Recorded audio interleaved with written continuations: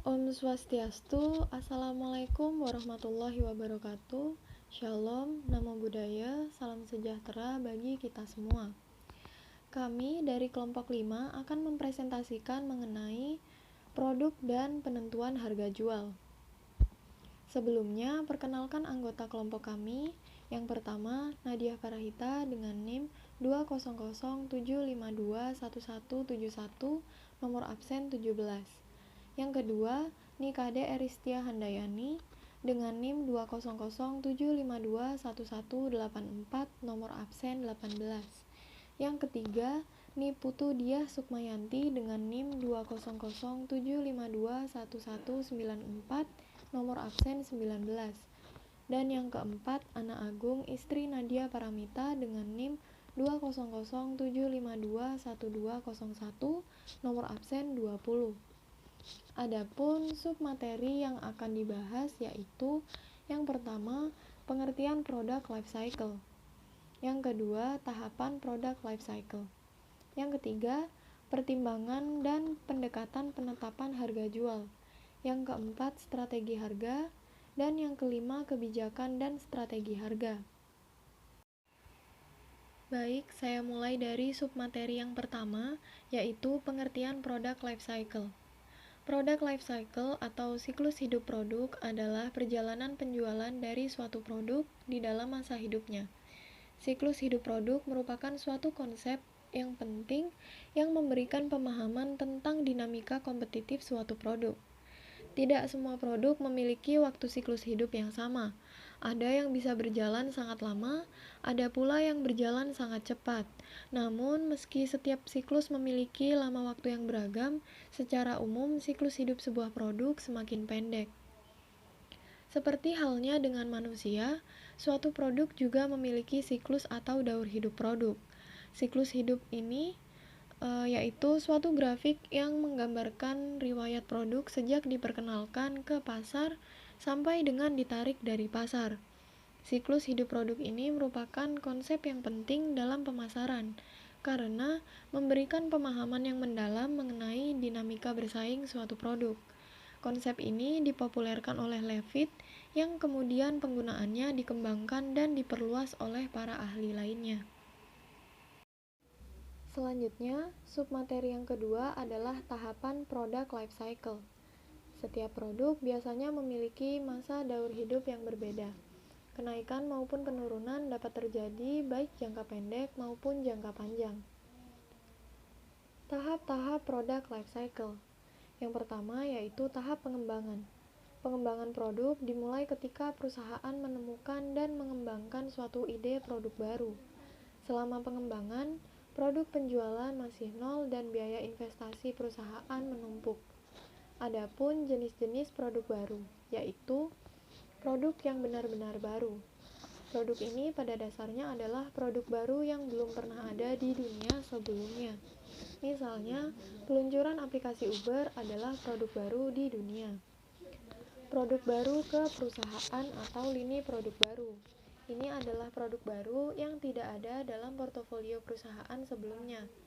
Ini bukanlah hal yang baru di dunia, tetapi hanya baru di perusahaan dan menambahkan lini produk baru ke portofolio yang ada.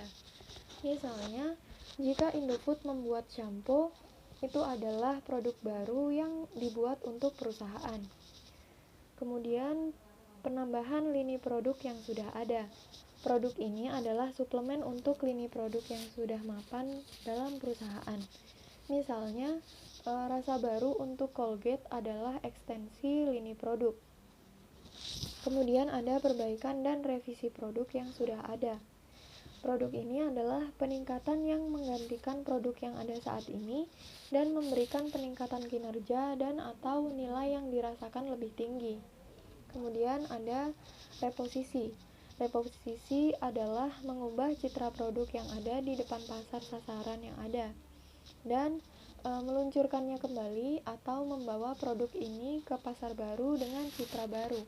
Misalnya, McDonald diluncurkan di Jepang sebagai Maku Donarudo. Kemudian ada pengurangan biaya. Ini adalah produk baru yang memberikan kinerja yang mirip dengan produk yang sudah ada, tetapi dengan biaya yang lebih rendah bagi perusahaan.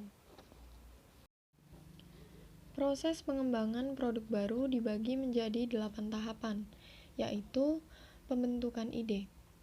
Ide membentuk tulang punggung pengembangan produk baru. Mereka berasal dari peluang pasar dan bisa jadi tidak terhitung banyaknya.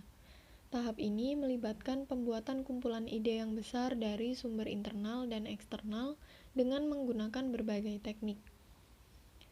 Yang pertama, ide produk baru dari sumber internal. Bisa berasal dari riset dan pengembangan, di mana Departemen Research and Development adalah departemen formal bisnis yang mencakup para ahli dengan tanggung jawab tunggal untuk melakukan riset dan analisis pasar serta menghasilkan ide-ide baru. Lalu dapat juga berasal dari karyawan, di mana karyawan adalah orang-orang yang bekerja erat dengan produk dan pelanggan. Menurut penelitian, hampir 45% dari semua ide produk baru berasal dari karyawan. Kemudian, yang kedua ada ide produk baru dari sumber eksternal.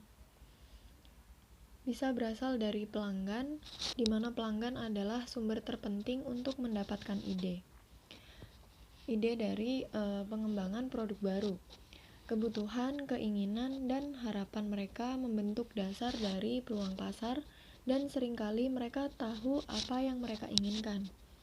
Survei forum pelanggan adalah sumber ide pengembangan produk baru yang sangat baik.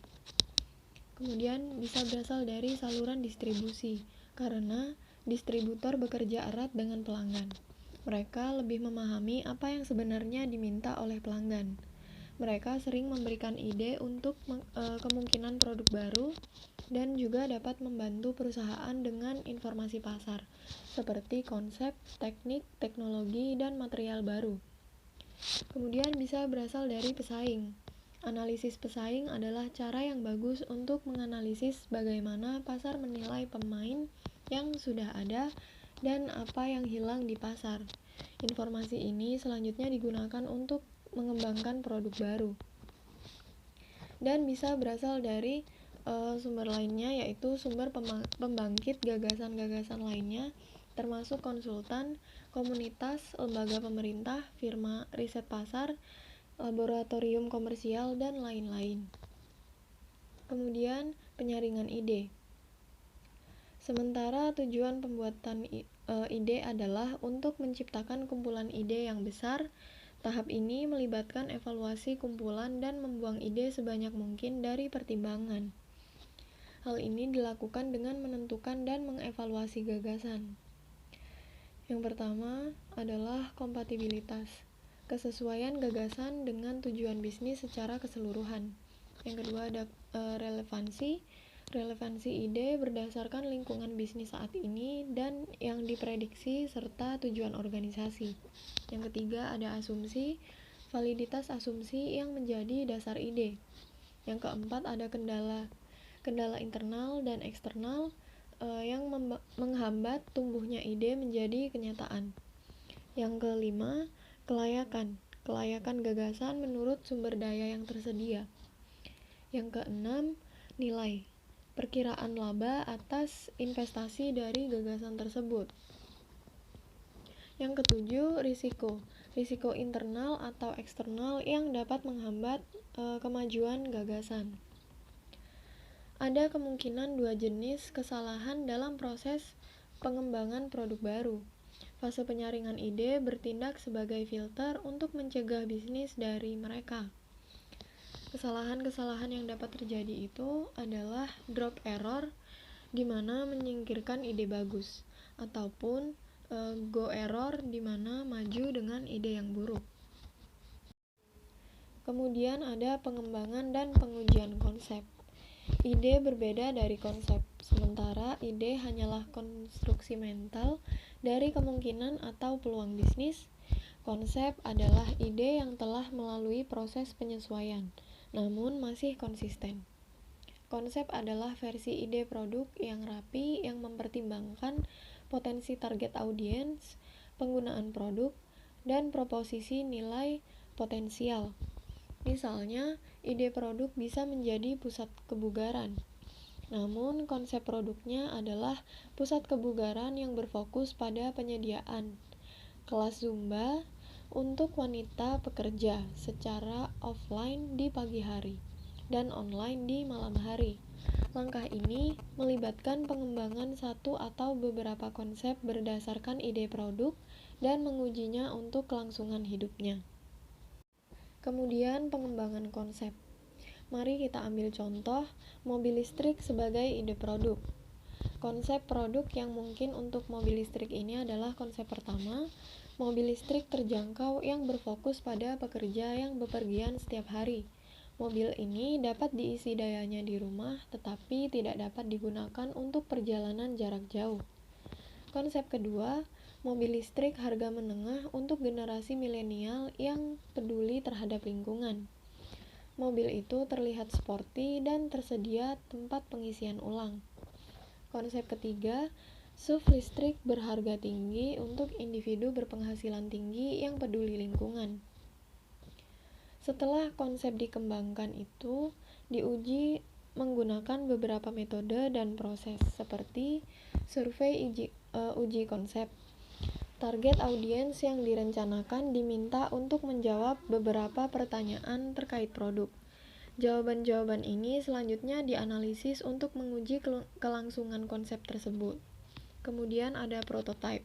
Prototype dikembangkan untuk memahami kelayakan produk dengan lebih baik. Menguji konsep yang berbeda, memberikan gambaran yang jelas kepada manajemen tentang konsep mana yang akan dibawa dan mana yang harus dibuang. Kemudian ada pengembangan strategi pemasaran. Setelah konsep yang menjanjikan diselesaikan, langkah selanjutnya melibatkan pengembangan strategi pemasaran untuk produk baru. Strategi pemasaran dibagi menjadi 3 bagian. Bagian pertama, deskripsi rinci tentang struktur ukuran dan perilaku pasar sasaran, proposisi nilai yang direncanakan, strategi pemosisian produk dan ukuran penjualan, pangsa pasar, dan sasaran laba untuk beberapa tahun pertama. Bagian kedua yaitu garis besar strategi penetapan harga, strategi distribusi, dan anggaran pemasaran yang diperlukan untuk tahun pertama. Kemudian bagian ketiga, strategi bauran pemasaran dan penjualan jangka panjang serta sasaran laba yang direncanakan. Kemudian ada analisa bisnis. Setelah produk dan strategi pemasarannya diselesaikan, langkah selanjutnya melibatkan evaluasi daya tarik bisnis dari produk yang diusulkan ini. Langkah proses pengembangan produk baru ini melibatkan tinjauan dan analisis penjualan, biaya, dan proyeksi keuntungan untuk produk baru. Sederhananya, langkah ini mengevaluasi produk sebagai bisnis dengan meninjau yang pertama ada biaya yang terlibat dalam produksi, pemasaran, dan penjualan. Kemudian ada penjualan yang diproyeksikan dan ada keuntungan yang diproyeksikan. Analisis dilakukan baik dengan melakukan survei pasar, berkonsultasi dengan ahli, atau dengan menganalisis sejarah dari produk serupa. Setelah selesai, analisis ini kemudian dibandingkan dengan tujuan perusahaan. Dan produk masuk ke tahap produksi hanya jika faktor-faktor ini memenuhi tujuan. Selanjutnya pengembangan produk. Sampai pada tahap ini, produk hanya ada sebagai deskripsi kata, gambar, atau prototipe. Tetapi begitu analisis bisnis melakukan detailing pada produk, pekerjaan tersebut diserahkan ke Departemen Penelitian dan Pengembangan untuk pengembangan produk yang sebenarnya. Mungkin diperlukan waktu berhari-hari, berminggu-minggu, atau berbulan-bulan untuk mengembangkan produk akhir saat produk melalui serangkaian fase pengujian, yaitu pengujian alfa dan pengujian beta. Pengujian alfa adalah dengan menguji produk di dalam perusahaan untuk memastikannya sesuai dengan standar yang ditetapkan. Sedangkan pengujian beta itu melibatkan peluncuran MVP atau versi pengujian di pasar untuk memvalidasi kesesuaian pasar produk. Namun, ini tidak melibatkan pengujian produk akhir atau strategi pemasaran. Selanjutnya yaitu uji pemasaran atau uji pasar. Setelah pengembangan produk selesai, produk tersebut kemudian dilakukan raise up dengan identitas merek dan dirilis di segmen pasar yang dipilih sebagai uji coba untuk pengujian. Langkah ini melibatkan perusahaan untuk menguji produk akhir dan keseluruhan strategi pemasaran dan brandingnya, termasuk strategi penentuan posisi, penetapan harga, komunikasi, dan distribusi. Produk dikembangkan dalam skala penuh hanya setelah uji pemasaran menunjukkan hasil yang positif. Di sini terdapat 3 jenis uji pasar, yaitu uji pasar standar. Uji pasar standar adalah pasar dengan perwakilan kecil, misalnya satu kota, bukan negara bagian penuh. Tempat perusahaan melakukan kampanye pemasaran penuh dan menggunakan audit toko, survei pelanggan, survei distributor, dan metode lain untuk menganalisis kinerja. Yang kedua, uji pasar terkontrol. Ini adalah tempat pengujian buatan seperti panel toko yang telah setuju untuk membawa produk baru dengan biaya tertentu. Tempat pengujian buatan ini lebih murah daripada pengujian pasar standar dan memberikan analisis yang lebih cepat. Namun, ada resiko persaingan dalam mendapatkan akses ke produk baru. Dan yang terakhir, uji pasar simulasi. Itu adalah peristiwa di mana perusahaan menciptakan lingkungan belanja dan menganalisis perilaku pelanggan sehubungan dengan produk baru dan pesaingnya. Pasar uji ini juga memungkinkan peneliti mewawancarai pelanggannya. Selanjutnya, komersialisasi. Uji pemasaran memberi manajemen informasi yang diperlukan untuk membuat keputusan akhir tentang peluncuran produk. Setelah keputusan akhir dibuat dan produk diputuskan untuk diluncurkan di pasar, produk baru masuk ke tahap akhir, yaitu komersialisasi atau pengenalan, dan akhirnya diproduksi dalam jumlah yang dibutuhkan. Tahap ini melibatkan biaya tertinggi sebagai unit manufaktur disewakan atau dibeli, kampanye periklanan dan komunikasi dijalankan, promosi penjualan dan upaya pemasaran lainnya dilakukan untuk mengembangkan permintaan awal. Beberapa keputusan yang diambil selama tahap komersialisasi yaitu waktu perkenalan, di mana waktu terbaik untuk meluncurkan produk, pengenalan tempat, yaitu keputusan tentang tempat. Haruskah itu diluncurkan di satu pasar atau haruskah itu diluncurkan secara bersamaan di banyak pasar. Yang terakhir yaitu strategi masa depan, yaitu apa yang harus menjadi strategi setelah produk diluncurkan di pasar. Tahapan product life cycle yang kedua yaitu tahapan pengenalan. Pengenalan adalah periode di mana pertumbuhan penjualan lambat pada saat produk diperkenalkan di pasar. Tahap pengenalan dimulai ketika produk baru diluncurkan pertama kali. Pengenalan membutuhkan waktu dan pertumbuhan penjualan sering lambat. Keuntungan tidak terjadi pada tahap ini karena pengeluaran yang besar untuk memperkenalkan produk. Banyak uang yang dibutuhkan untuk menarik distributor dan membangun persediaan mereka. Biaya promosi pengeluaran yang dikeluarkan relatif tinggi. Sebuah perusahaan harus memilih strategi peluncuran yang konsisten dengan positioning produk yang direncanakan. Tahapan product life cycle yang ketiga yaitu tahapan pertumbuhan. Pertumbuhan merupakan periode penerimaan dengan cepat oleh pasar dan peningkatan keuntungan. Pada tahap ini, penjualan akan menanjak dengan cepat. Keuntungan pada tahap ini adalah biaya promosi tersebar pada volume yang besar dan biaya produk per unit turun. Perusahaan akan meningkatkan kualitas produk dan menambahkan fitur dengan model baru bagi produk. Kemudian memasuki segmen pasar baru dan jalur distribusi baru. Perusahaan menghadapi perimbangan antara pangsa pasar yang tinggi dan keuntungan yang tinggi saat ini. Dengan mengeluarkan banyak uang pada peningkatan produk, promosi, dan distribusi, perusahaan dapat menangkap posisi yang dominan.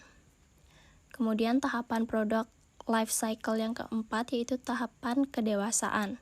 Kedewasaan adalah periode melambatnya pertumbuhan penjualan karena produk telah diterima oleh sebagian besar pembeli potensial. Tingkat keuntungan tidak berada di puncak atau menurun karena meningkatnya pengeluaran pemasaran untuk mempertahankan produk dalam persaingan. Tahap ini biasanya bertahan lebih lama dibandingkan tahap sebelumnya dan memberikan tantangan yang kuat kepada manajemen pemasaran. Melambatnya pertumbuhan penjualan mengakibatkan banyak produsen mempunyai banyak produk untuk dijual. Kelebihan kapasitas ini akan memicu persaingan yang lebih besar. Para pesaing akan mulai menurunkan harga, menambah iklan dan promosi penjualan mereka. Hal ini menyebabkan penurunan keuntungan. Selanjutnya, tahapan product life cycle yang terakhir itu ada tahapan penurunan. Penurunan merupakan periode ketika penjualan mulai menurun dan keuntungan jatuh. Penurunan penjualan dapat disebabkan oleh banyak alasan, termasuk kemajuan teknologi, pergeseran selera konsumen, dan meningkatnya persaingan. Pada saat penjualan dan keuntungan menurun, beberapa perusahaan mengundurkan diri dari pasar. Mereka dapat meninggalkan segmen pasar yang lebih kecil dan saluran perdagangan marginal. Atau mereka dapat memotong anggaran promosi dan mengurangi harga mereka lebih jauh lagi. Perusahaan dapat memutuskan untuk memelihara merek tanpa melakukan perubahan dengan harapan para pesaingnya akan meninggalkan industri dan memutuskan untuk memanen produk, yang berarti mengurangi berbagai biaya dan berharap penjualan dapat bertahan. Pertimbangan dan pendekatan penetapan harga jual. Pengertian harga merupakan sejumlah nilai dalam mata uang yang harus dibayar konsumen untuk membeli atau menikmati barang atau jasa yang ditawarkan. Harga merupakan satu-satunya unsur bauran pemasaran yang menciptakan pendapatan, sedangkan unsur-unsur lain menunjukkan biaya. Kesalahan yang paling umum dalam penetapan biaya yaitu yang pertama, harga terlalu berorientasi biaya. Yang kedua, harga yang kurang sering direvisi untuk mengantisipasi perubahan pasar. Dan yang terakhir, harga yang kurang bervariasi untuk produk-produk dan segmen pasar yang berbeda. Strategi harga. Setelah produk berhasil diciptakan dengan segala atributnya, langkah selanjutnya adalah menentukan harga produk. Penentuan harga yang akan ditetapkan harus disesuaikan dengan tujuan perusahaan. Adapun tujuan penentuan harga oleh suatu perusahaan secara umum yaitu yang pertama, untuk bertahan hidup. Nah, jika tujuan perusahaan dalam menentukan harga adalah untuk bertahan hidup, penentuan harga dilakukan semurah mungkin. Tujuannya adalah agar produk atau jasa yang ditawarkan laku di pasaran dengan harga yang murah, tetapi masih dalam kondisi yang menguntungkan. Yang kedua, untuk memaksimalkan laba. Penentuan harga bertujuan agar penjualan meningkat sehingga laba menjadi maksimal. Penentuan harga biasanya dapat dilakukan dengan harga yang murah atau tinggi. Yang ketiga, untuk memperbesar market share. Dalam hal ini, maksudnya adalah untuk memperluas atau memperbesar jumlah pelanggan. Penentuan harga yang murah diharapkan dapat meningkatkan jumlah pelanggan dan pelanggan pesaing beralih ke produk yang kita tawarkan. Yang keempat, mutu produk. Tujuan penentuan harga dengan mempertimbangkan mutu produk adalah untuk memberikan kesan bahwa produk atau jasa yang ditawarkan memiliki kualitas yang tinggi atau lebih tinggi dari kualitas pesaing. Biasanya, harga ditentukan setinggi mungkin karena masih ada anggapan bahwa produk yang berkualitas adalah produk yang harganya lebih tinggi dibanding harga pesaingnya. Lalu yang kelima, karena pesaing. Penentuan harga dengan melihat harga pesaing bertujuan agar harga yang ditawarkan lebih kompetitif dibanding harga yang ditawarkan pesaing. Artinya, dapat melebihi harga pesaing untuk produk tertentu atau sebaliknya bisa lebih rendah. Adapun beberapa metode dalam penentuan suatu harga produk. Yang pertama, modifikasi harga atau diskriminasi harga. Dapat dilakukan menurut hal-hal berikut. Yang pertama, menurut pelanggan. Harga dibedakan berdasarkan pelanggan utama atau primer dan pelanggan biasa atau sekunder. Pelanggan utama adalah konsumen yang loyal dan memenuhi kriteria yang telah diterapkan. Penentuan harga untuk pelanggan utama biasanya relatif lebih murah. Yang kedua, menurut bentuk produk. Harga ditentukan berdasarkan bentuk atau ukuran produk atau kelebihan yang dimiliki oleh suatu produk. Misalnya, untuk kartu kredit, ada Mastercard dan Visa Card. Lalu yang ketiga, menurut tempat. Harga ditentukan berdasarkan lokasi atau wilayah di mana produk atau jasa tersebut ditawarkan. Hal ini dilakukan karena setiap wilayah atau daerah memiliki daya beli dan kondisi persaingan tersendiri. Lalu yang keempat, menurut waktu. Harga ditentukan berdasarkan periode atau masa tertentu. Harga tersebut dapat berubah pada jam-jam tertentu, hari-hari tertentu, dan minggu atau bulan-bulan tertentu. Lalu yang kedua, penetapan harga untuk produk baru. Dibagi menjadi dua, yaitu yang pertama, market skimming pricing, yaitu harga awal produk yang ditetapkan setinggi-tingginya dengan tujuan produk atau jasa memiliki kualitas tinggi. Yang kedua, market penetration pricing, yaitu menetapkan harga serendah mungkin dengan tujuan untuk menguasai pasar. Metode penetapan harga cost plus pricing. Dengan rumus, harga pokok sama dengan variable cost atau biaya variabel ditambah fixed cost atau biaya tetap dibagi total sales atau total penjualan. Sebagai ilustrasi untuk cost plus pricing, diketahui variable cost atau biaya variabel Rp10, fixed cost atau biaya tetap Rp5.000.000, dan total sales atau total penjualan 100.000 unit. Sehingga harga pokok sama dengan Rp10 ditambah Rp5.000.000 dibagi 100.000 diperoleh hasil Rp60 per unit. Selanjutnya yaitu ada cost plus pricing dengan markup. Dari ilustrasi di atas dapat dihitung sebagai berikut. Jika perusahaan mengharapkan margin laba 20%, maka cost plus pricing dengan markup sebagai berikut. Harga dengan markup sama dengan harga pokok per unit dibagi 1 kurang laba yang diinginkan, yaitu dimasukkan angkanya Rp60 dibagi 1 kurang 0,2 sama dengan Rp75. Break-even pricing atau BEP atau target pricing yaitu harga ditentukan berdasarkan titik impas atau pulang pokok.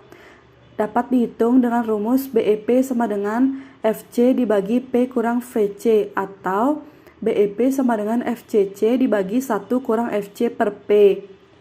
Lalu dimasukkan angkanya Rp5.000.000 dikurangi 75 kurang 10 sama dengan Rp76.923 unit.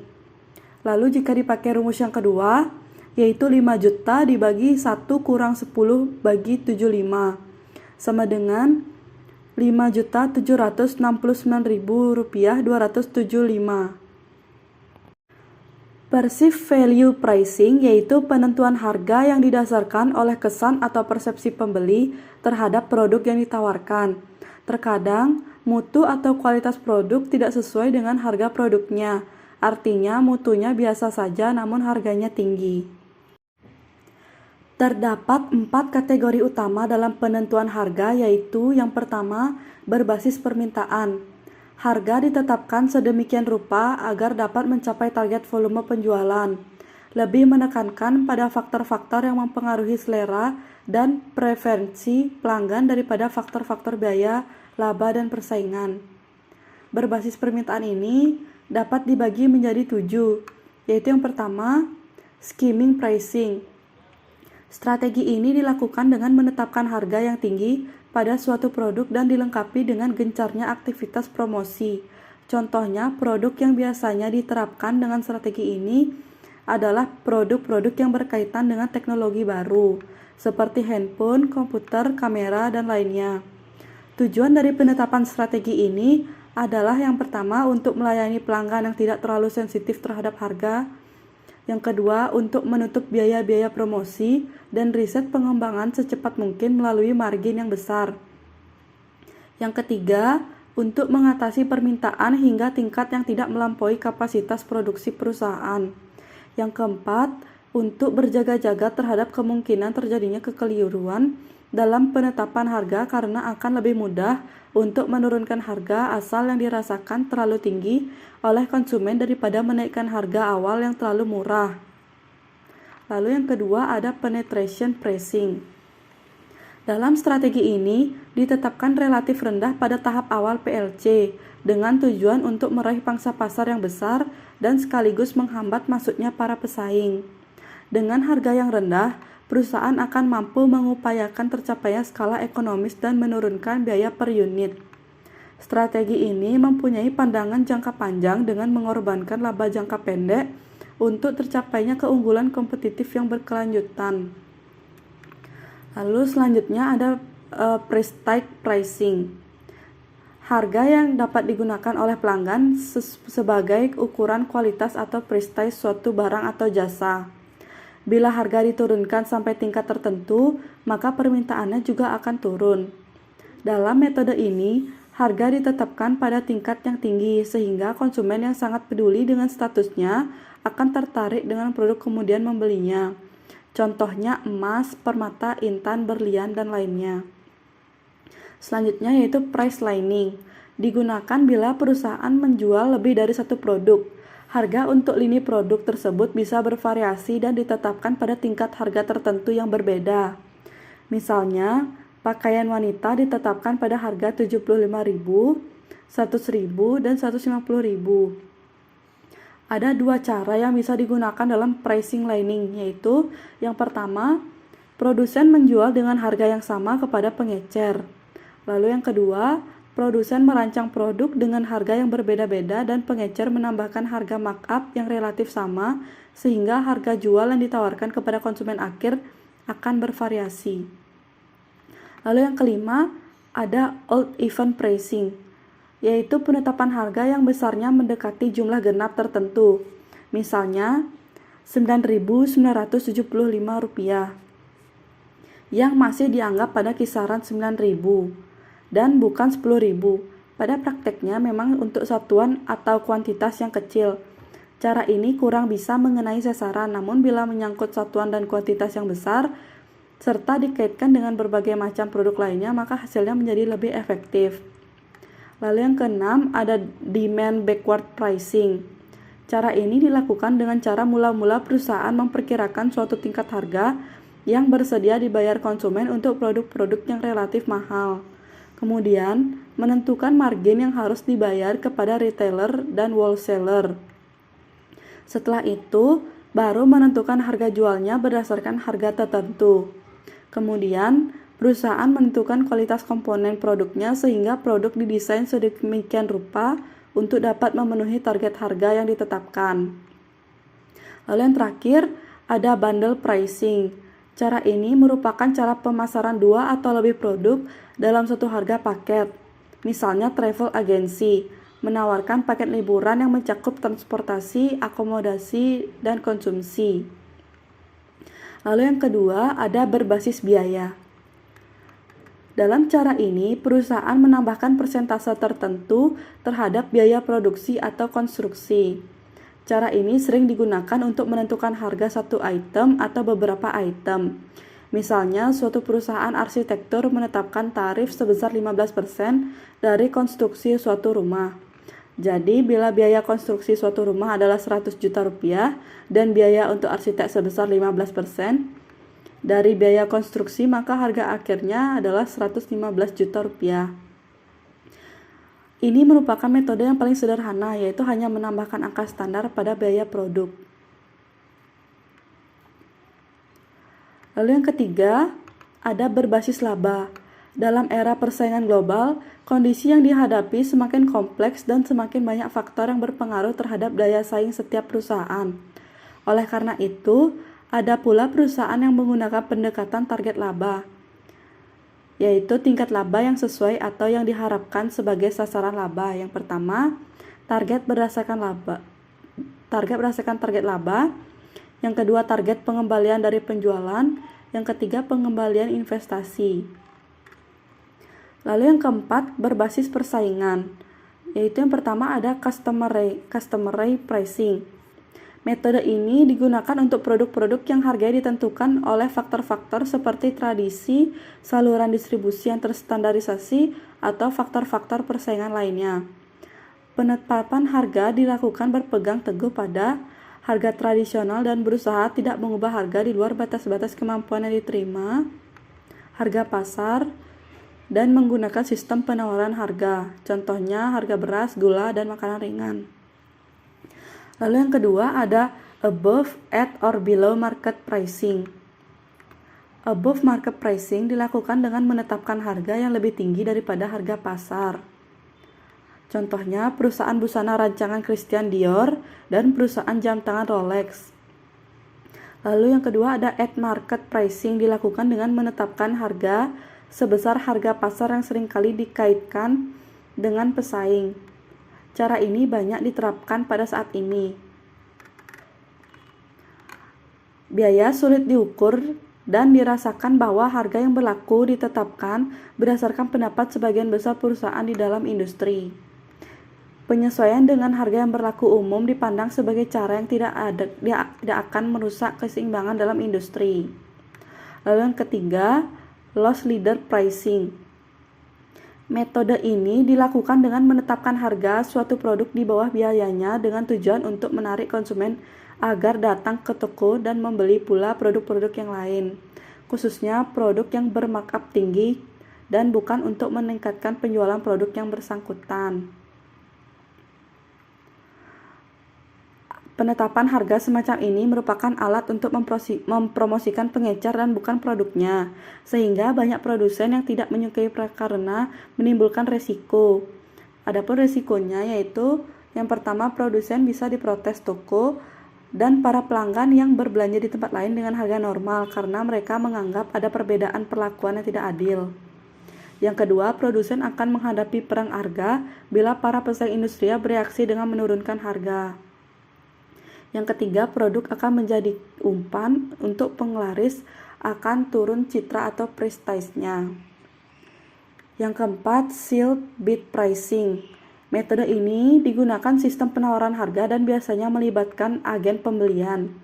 Bila ada perusahaan atau lembaga yang ingin membeli suatu produk, maka yang bersangkutan menggunakan jasa agen pembelian untuk menyampaikan spesifikasi produk yang dibutuhkan. Kebijakan dan strategi harga. Yang pertama, potongan dan penghargaan. Menurut Nana Herdiana Abdurrahman, berpendapat bahwa potongan harga adalah uang promosi yang dibayar produsen kepada pengecer sebagai imbalan atau kesepakatan untuk menampilkan produk produsen dalam beberapa cara. Dalam memahami mengenai penetapan harga diskon dan pengurangan harga, Suharno dan Yudi Sutarso berpendapat bahwa perusahaan dapat menyesuaikan harga dasar untuk memberikan yang penghargaan kepada pelanggan karena prestasi tertentu yang telah tercapai, seperti pembayaran tagihan lebih awal, jumlah pembelian yang besar, dan pembelian di luar musim. Penyesuaian harga itu dinamakan diskon atau pengurangan harga. Yang kedua, penetapan harga geografis. Menurut Nana Herdiana Abdurrahman, penetapan geografis adalah menetapkan harga bagi pelanggan yang terletak di berbagai belahan negeri atau dunia. Penetapan harga seragam, yaitu yang pertama, perusahaan membebankan harga ditambah ongkos angkut yang sama pada semua konsumen tanpa memandang lokasi konsumen. Sedangkan ongkos angkutnya sudah ditetapkan secara rata-rata atau jauh dekat sama saja. Ini dapat digunakan untuk merebut langganan di suatu daerah seperti produk yang diiklankan. Penetapan harga menurut daerah. Harga ditetapkan jauh dekat lokasi konsumen dengan perusahaan, contohnya majalah untuk luar Jawa dengan Pulau Jawa. Lalu penetapan harga dengan satu lokasi tertentu sebagai dasar. Perusahaan menentukan satu daerah sebagai titik dasar dan membebankan semua langganan dengan ongkos angkut dari kota tersebut sampai lokasi langganan tanpa memandang kota atau dari mana barang tersebut dikirim. Contohnya semen dan gula.